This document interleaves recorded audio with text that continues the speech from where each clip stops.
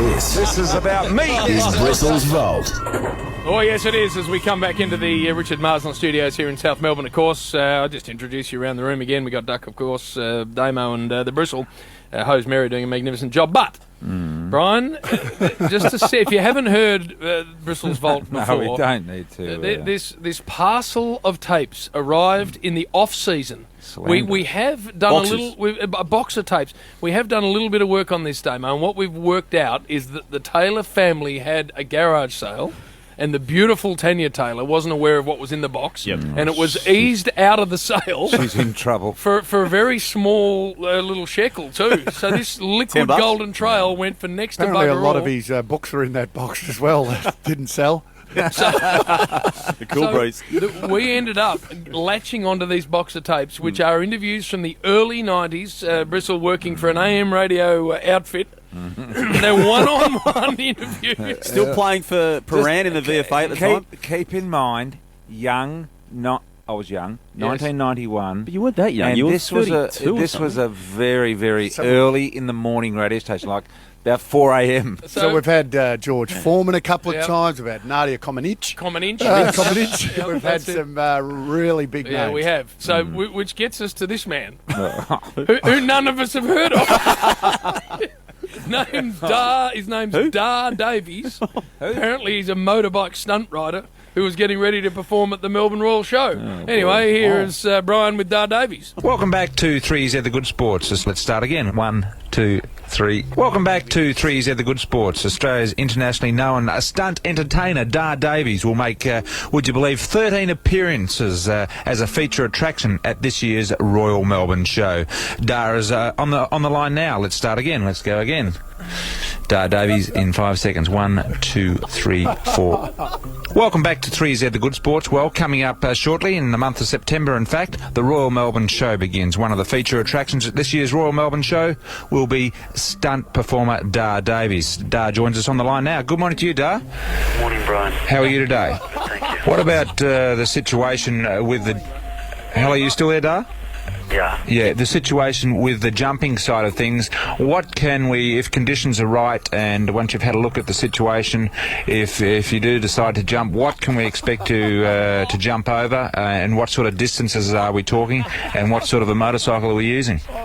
Well, for one, we're not doing bike jumping down here. What about the high wire then? What sort of dangers are involved in that? Well, if you slip off the high wire actually breaks, you'll go to the ground, and you just about kill yourself for sure. Well, that's obviously...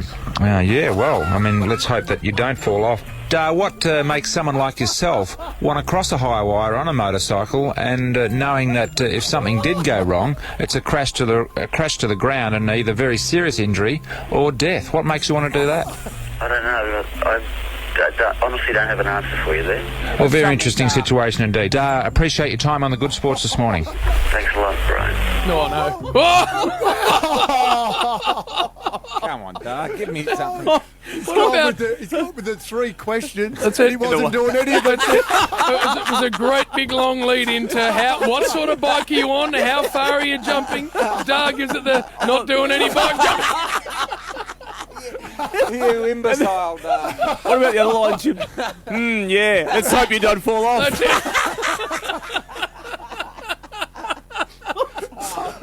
And 1991, young, early in the morning. One thing you have perfected is the...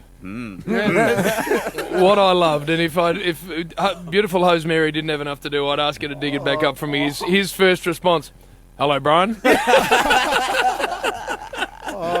So toss her out of the Royal Show. Didn't even deserve to be on. You could have a serious injury or death. Well, what do you think of that? Well, I haven't got an answer for you. All right. So we moved from the little or basically completely unknown Dar Davies to the fastest man on earth. Well, one of them. Carl Lewis and Leroy Burrell, at the time, early 90s, were the 2 fastest men over 100 metres in the world. So this is a big name, Bristle. This is your Comaneci. Yeah. This is your George Foreman. This is a big interview on 3Z The Good Sports. Let's get to Leroy Burrell. Leroy Burrell in 5 seconds. 1, 2, 3, 4. Welcome back to 3Z the Good Sports. Well, certainly we saw part of a great sporting moment the other day. The 100-metre sprint, we saw a world record, and we saw, I think, 5 or 6 runners run under 10 seconds. One of the truly great sporting moments in the history of sport, and especially track and field athletics, if you know what I mean. It's on the line now. One of the guys that was competing in that event, in fact, one of the favourites, the guy eventually ran second, Leroy Burrell. Good morning to you, Leroy. Good morning. Were you disappointed in your run, Leroy? How could I be? Where do you think that you could perhaps improve on that run? Definitely at the end. I didn't stay as relaxed as I wanted to. Well, that's obviously... yeah, well, Leroy, you would have looked at this event as being your most important race of your career so far. Did you feel a great deal of extra pressure because of that? No. I don't know how to put it. I mean, I find it sort of hard to believe, even though in a way, if you know what I mean, I do believe it. But yourself and Carl Lewis must in some way be... I don't know how to put it. In some way, sort of fight within yourselves, not verbally, but just mentally in your own bodies, and say, "Gee, I just desperately want to beat that guy, and how can I beat him?" I mean, you seem to have such a good friendship. Well, it's not. I don't know why you find it so hard to believe. Okay, we've been speaking with the former world record holder of the 100-metre sprint, #1 ranked sprinter in the world, Leroy Burrell, and he has just won silver at the World Championships, and I have no doubt that he will become the next Carl Lewis of track and fields. Leroy, appreciate your time once again here, and best of luck with the relay on Sunday. Okay, thank you. Oh no! So he called him Leroy at the end, but Laree for the You rest. branded him Laree.